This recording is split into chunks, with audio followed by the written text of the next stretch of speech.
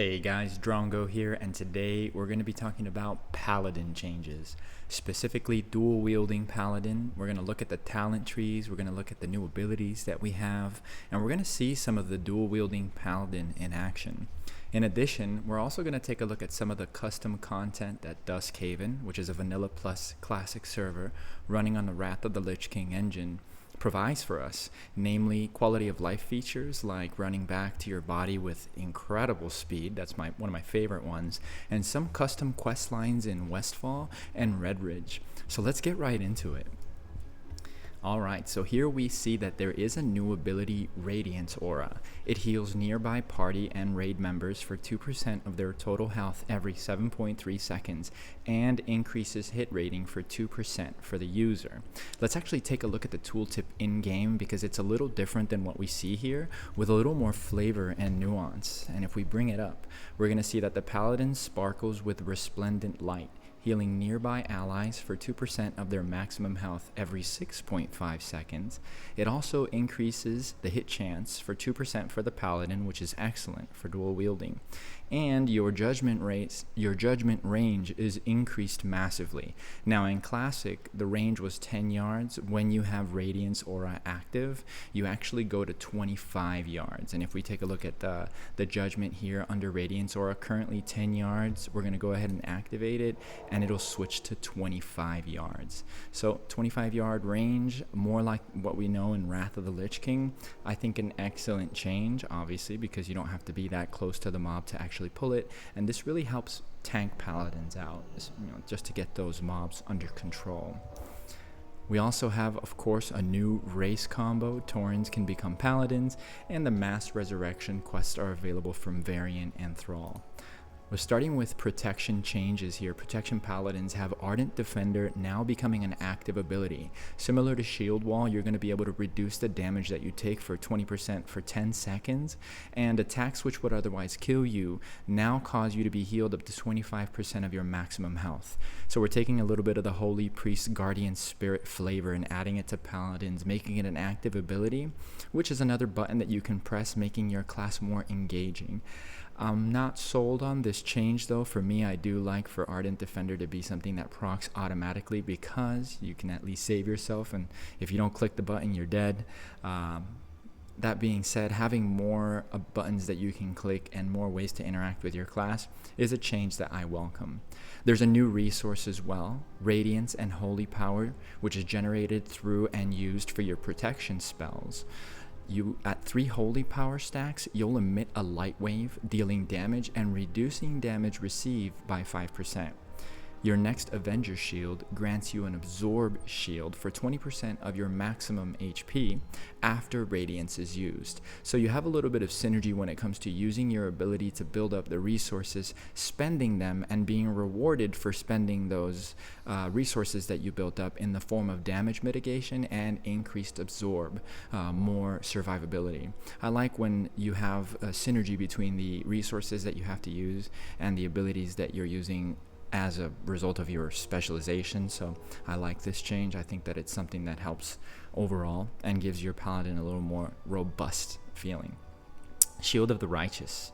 Shield of the Righteousness has been taken off the global cooldown and can now deal damage to multiple targets, making it even simpler for you to hold AoE threat, as if that's a challenge for paladins at all, but you'll be able to do a little bit more damage, and who doesn't want to deal more damage when you activate Shield of the Righteousness, right? We have 2 new talents, Glory of the Dawn, which consumes your active Reckoning stacks to regenerate 3% health every 3 seconds for 9 seconds. Here you can choose if you want Reckoning to hit twice on the mob and build more aggro, or if you want survivability, consuming those Reckoning stacks for a heal over time. Depending on the situation that's presented, you might want to opt for one or the other, and I always like to have choices with what I normally would do. And last, we have Oath of the Silver Hand, which increases your resistances by an amount equal to 5% of your strength. Let's take a look at the talents and see where these lie. And as we go into the protection talents, we will see that after you get 5 out of 5 in Reckoning, you have Glory of the Dawn, consumes your active Reckoning stacks to regenerate 3% health every 3 seconds for 9 seconds. I think I would take this, of course, just to increase that survivability or solo ability as a paladin. pretty nice change. And then down at the bottom, you have Oath of the Silver Hand. You do have to have Touched by the Light at 3 out of 3, so that you can then increase your resistances by an amount equal to 5% of your strength. All tanks suffer with spell damage, and this is something that I think is going to help, obviously, because you're going to have those resistance increases. And coupled with, we're going to go into the Beacon of Light changes, you're going to see how that can actually synergize. But that is it for the Paladin, the Protection Paladin. Let's go ahead and look into Holy. Alright, Holy specializations. We have Divine Plea being nerfed here. Cooldown increased to 75 seconds, which was 60. For me, I play a Paladin in Wrath of the Lich King live currently, and I always have Divine Plea, so I don't really think that this is going to be too big of an issue, mana sustain-wise. But it is a nerf, so it's not all rainbows and butterflies, unfortunately. However, as an answer to that nerf, you do have Glyph of Holy Light, which every Holy Paladin should be glyphing into, having its ranged and healing increased. So a nice little bit of sugar to make that medicine go down, being that you got your Divine Plea nerfed. You have a new talent, Freedom Fighter. Reduces the duration of stuns by 20%, and your Blessing of Freedom grants 50% movement speed for 4 seconds. A bit of a PvP talent, and when we take a look at the talent trees, you'll see that this is at the top end of the talents, so it actually might be splashable by Retribution, so you can get that Blessing of Freedom. That being said, there is a disclosure, which I'm going to put up on the screen here, from one of our commenters, saying that unfortunately, and this is true, there is some lag because the servers are getting overwhelmed. It's gone from 20 to 30 players to 1,300, 1,400 in peak times, and you are experiencing 2 to 3 second delays and disconnects. So PvP is not really something that's flushed out yet, and everybody is still leveling, focusing on PvE content, so we might see Freedom Fighter a little later. Finally, we have a new talent, Blessed Defense. This to synergize with the increased resistances that we just talked about in Protection. We have the target of Beacon of Light now also takes 5% reduced damage, and their resistances are increased by 35. So let's take a look at the Holy Talent Tree and see where we have these new abilities. And as mentioned, Unyielding Faith, requiring 5 points. In Holy Talents, you might end up going for Seal of the Pure, likely. And you have Unyielding Faith, reducing your fear and disorient by 15%, leading to Freedom Fighter, baby, reducing the duration of stuns by 20%, and your Hand of Freedom increases movement speed by 4 seconds, by 50% for 4 seconds. So yeah, absolutely splashable by all of the specializations, particularly Retribution if you're in PvP, or Holy PvP talent. As we go further down, we have Blessed Defense. After you have Blessed Life at 3 out of 3, attacks against you have a 4% chance to cause half damage, pardon me. And then you have Blessed Defense. The target of Beacon of Light now also takes 5% reduced damage, and their resistances are increased by 35. So that is it for the Holy changes. Let's go ahead and talk about the bread and butter here, Retribution. For the Retribution changes, we do have a bit of a nerf starting off. Sheath of Light, which is a talent, spell power scaling reduced to 20%. It was 30%. Critical heals heal the target for 40% instead of 60%. This is a change I am okay with. If you are a Retribution Paladin, you shouldn't be healing buku heals left and right. This is a limit that kind of forces the Paladin to just be a support healer, maybe a heal here and there, but you're going to get far more return for your resources if you're actually doing damage instead of healing. In PvP, this will probably see some impact, so we don't have Ret Paladins also doubling as Holy, and you're getting just mopped when you're in 2s or 3s. So I welcome it. Now everyone is playing dual wielding Paladin, and we're going to take a look at that here in just a moment, but we have a little bit of an enticing feature here for those that want to stick with the classic two-handed smashers, right? The slapper two-handers. Two-handed weapon specialization talent causes your judgment spell to grant you 15% attack speed for 5 seconds. While empowered, your attacks have a 30% chance to deal additional holy damage, scaling with attack power. This is not usable with two one-handed weapons, but it does give the player an incentive to slap around with a two-hander. Divine Purpose talent teaches you how to wield 2 one-handed weapons and increases your hit chance by 3%. In addition, Crusader Strike now deals now also deals 55% damage with your offhand weapon, and Divine Storm deals 70% damage with your offhand weapon. Seal of Command hits a second time for 33% of its original damage. We have a new ability, Hammer of Retribution. Deals holy damage and increases your haste by 6% for 5 seconds. This can only be used while Avenging Wrath is active, and I'm not too sure what not available on the Vanilla Plus realm means. Perhaps it's not yet available, and this is something that's planned. We'll see here as we look at the talent trees. We have a new talent, Sanctified Consecration. Your consecration now additionally radiates for 20% additional damage and follows you. I don't really see this being used. I don't see people using consecration or going to talent into it when you only have a limited amount of talents, given we are at level 60 cap. This may not see some play. It's not too exciting, so we'll have to see. And then finally, we have a new talent, Divine Devotion. Your Crusader Strike deals 25% additional damage as holy damage while Righteous Vengeance is active. I don't know how this is going to play out either. Let's take a look at the talent trees and see what that looks like. So if we look here at the talent trees, we have Divine Devotion. Your Crusader Strike deals 25% damage as holy damage while Righteous Vengeance is active. Perhaps Righteous Vengeance, you know what, it probably will see play, given that when your Judgment, Crusader, and Divine Storm spells deal a critical strike, your target will take 10% additional damage, and then you deal 25% additional Crusader Strike damage. We're probably going to see play there. But we might not see Sanctified Consecration, which is to the right of Sanctified Retribution. Sanctified Retribution is a pretty good one because it does help those who are affected by your auras deal 3% increased damage, but I'm just not sure about Consecration dealing an additional 20% damage radiating. I'm not sure if that's going to see too much play. But as you see here, we are absolutely 2 out of 2 in Divine Purpose, which reduces your chance to be hit with spells and ranged attacks by 4%, gives your Hand of Freedom a 100% chance of remove any stun effects on the target, and then it teaches you how to wield 2 one-handed weapons, baby. Crusader Strike and Divine Storm now deal 55 and 75% increased damage with your offhand weapon, and Seal of Command strikes a second time for 33% damage. Cannot be combined with Zeal. A little bit more flavor text there. And we have here, we've been leveling our Paladin to level 36, which is when you can first dual wield. And so let's take a look at what this looks like, what dual wielding actually looks like. So first time that we're going to go and see the power of dual wielding. Now, I have been leveling abroad as I am in Japan at the moment.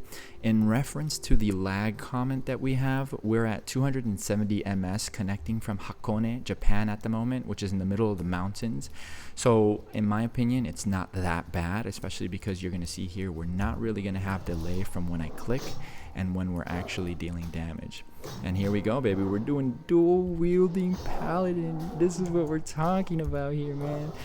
Oh yes, I can't believe that it's actually happening, a dual wielding Paladin. We're gonna go ahead and queue up for a dungeon and see if we can actually get into anything here.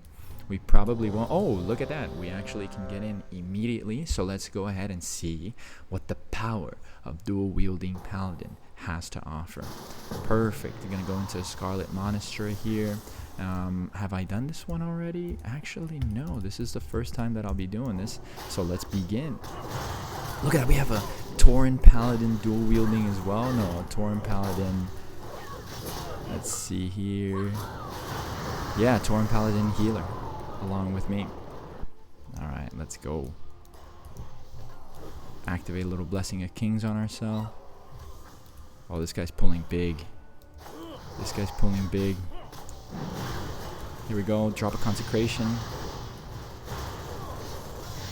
Alright. Looking pretty low damage output wise at the moment. We're at last on the list.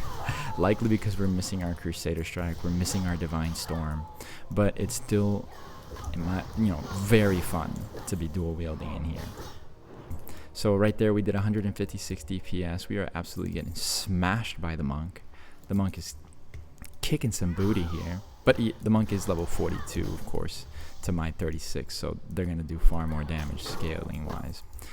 We do see Seal of Command proccing more than once, of course, as we look in here. We have Seal of Command strikes a second time for 33% additional damage. Let's see here. Going in there, big damage.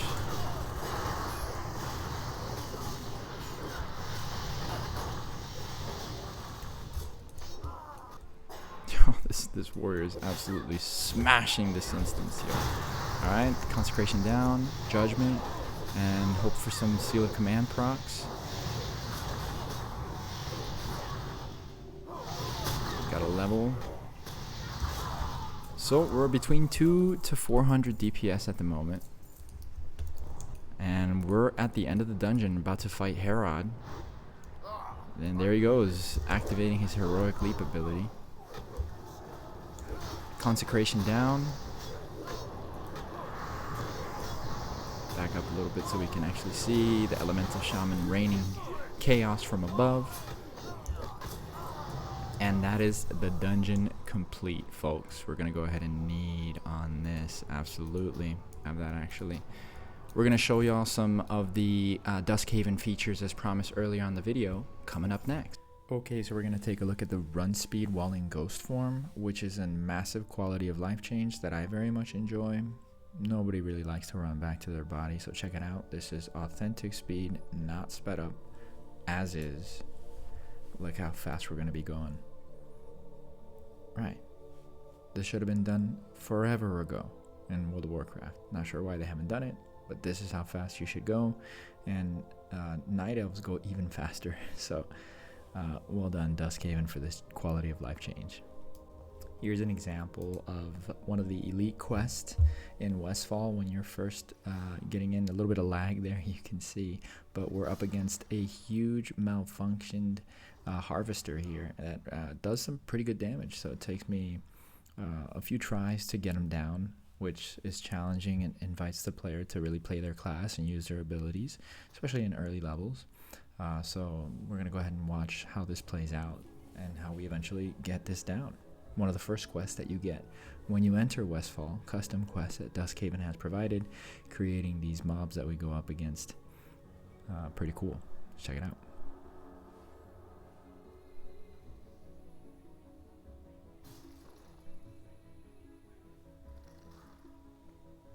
Right, level 12 elite mob here.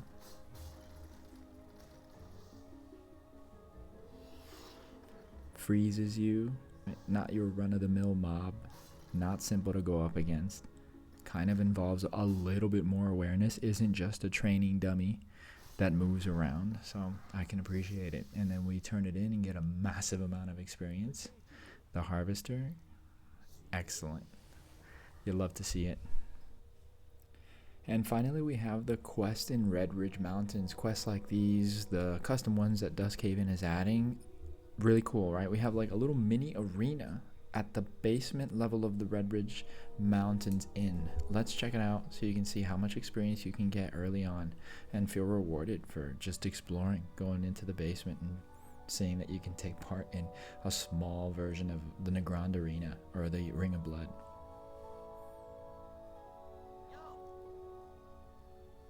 The Redridge Arena, baby. Here we go. Quest log's full. Oh no, we're gonna abandon a quest real quick.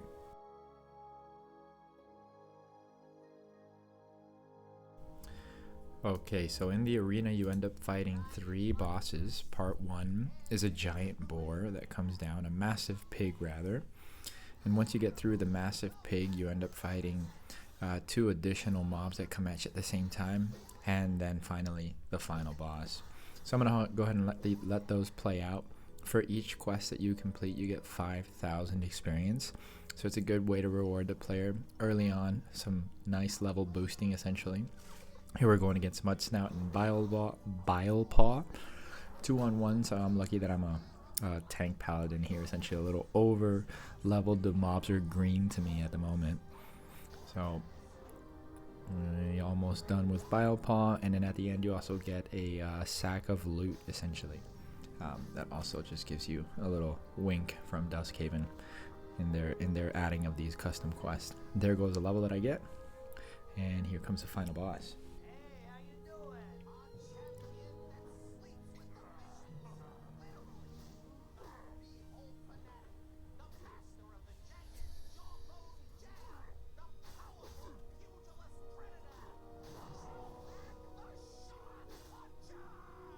Throw hag.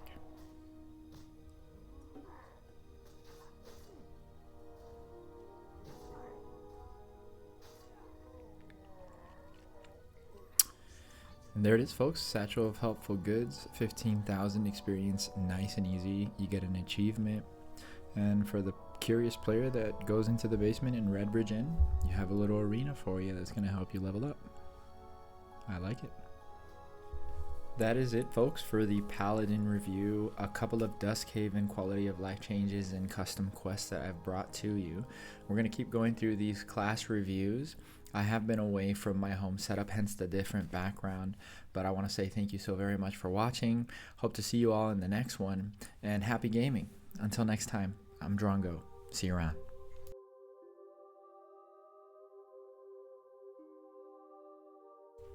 Editor's note here, if you actually want to take a look at what I've been doing in Japan, follow my TikTok. I'll put it in the description below. I've been putting out videos showing a little bit more of Tokyo, Kyoto, and Hakone. So enjoy that. I've been really having a great time over here. Sayonara.